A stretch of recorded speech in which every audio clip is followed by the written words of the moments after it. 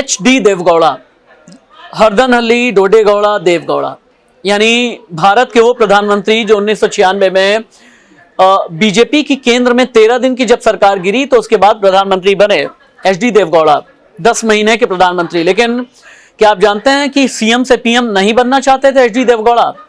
HD Deve Gowda उस जमाने में बड़े लेफ्ट के नेता ज्योति बसु के पास पहुंचे, उनके पैर पड़ गए, ये कहने लगे कि महाराज मुझे पीएम नहीं बनना, मुझे सीएम ही बने रहने दो।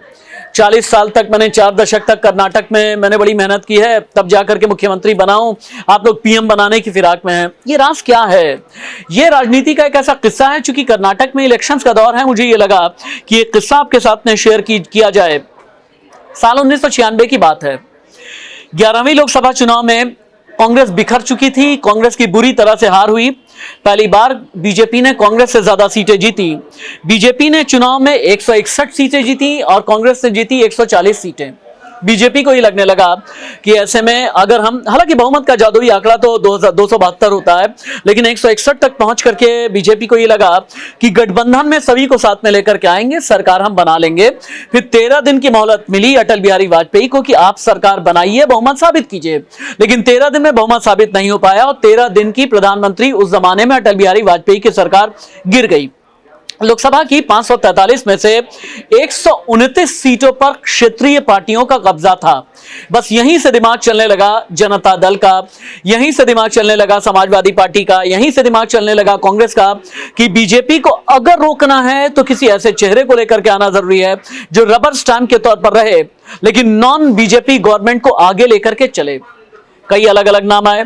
अब अलग अलग नामों में किसी ने कहा कि भाई वीपी सिंह को आप बना दें, किसी ने कहा कि नहीं एक्स को बनाएं, किसी ने कहा ज्योति बसु को बना दिया जाए।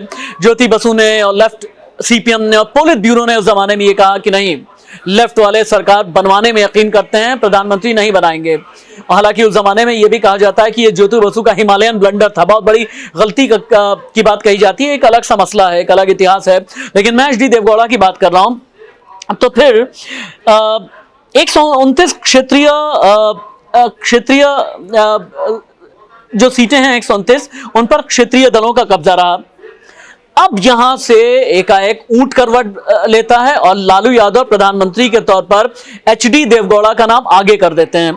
अब लालू यादव आगे करते हैं, ऐसे में जनता दल, समाजवादी पार्टी, DMK 13 पार्टियों का गठबंधन यूनाइटेड फ्रंट बनाता है और यह कहता है नहीं, HD देवगौड़ा सबसे सही नेता होंगे। अगर ज्योति बसु नहीं बनते हैं या अगर लेफ्ट वाले इनकार कर रहे हैं या VP सिंह इनकार कर रहे हैं तो HD देवगौड़ा बड़े घबरा गए।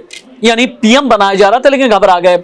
उन्हें यह पता था कि इससे पहले भी VP सिंह का जमाना उन्हें याद था कि कांग्रेस कभी भी हाथ खींच लेती है, कांग्रेस पर विश्वास किया नहीं जा सकता।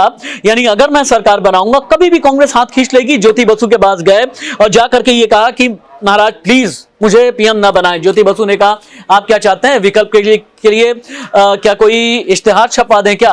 गुस्से में कहा ज्योति बसु ने। तब HD देवगौड़ा का ये लगा यूनाइटेड फ्रंट तो बन गया है, जनता दल भी इसमें है और फिर जनता दल के अस्तित्व का सवाल है, तो अब तो प्रधानमंत्री बनना ही होगा। प्रधानमंत्री बने, लेकिन 10 महीने के बाद कांग्रेस ने वही किया जिसका डर HD देवगौड़ा को था और कुर्सी गिरी। HD देवगौड़ा की सरकार 10 महीने तक ही रही। लेकिन हाँ, ये अपने आप में एक कहानी है जो ये कहती है सीएम एक ऐसा भी जमाना था जब पीएम नहीं बनना चाहता था। नमस्ते।